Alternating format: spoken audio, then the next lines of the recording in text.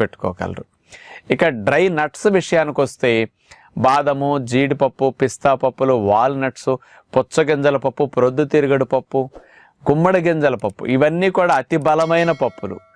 ఇవన్నీ మనకు అట్లా మార్కెట్లో కొని తెచ్చుకున్నప్పుడు నట్స్గా అట్లా తిన్నా సరే జబ్బులేమి రావండి, యథావిధిగా మీరు అట్లా తినేసేయచ్చు అసలు.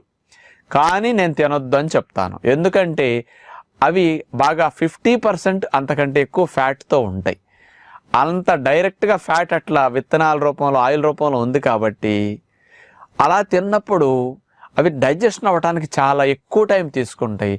డైజెషన్ అయినా ఒక 10-20% పోషకాలు పదార్థాలు మోషన్లో వెళ్ళిపోతాయి సరిగా అరక్క అట్లా తినేసినప్పుడు, ఎండు గింజలతో పాటు మనం తిన్నప్పుడు. కాబట్టి అంత ఖర్చు పెట్టి కొనుక్కున్నప్పుడు వాటిని యథావిధిగా తిని ఎక్కువసేపు డైజెషన్కి మన పొట్టలో హెవీగా ఉండేదానికంటే తేలిగ్గా డైజెషన్ అయ్యి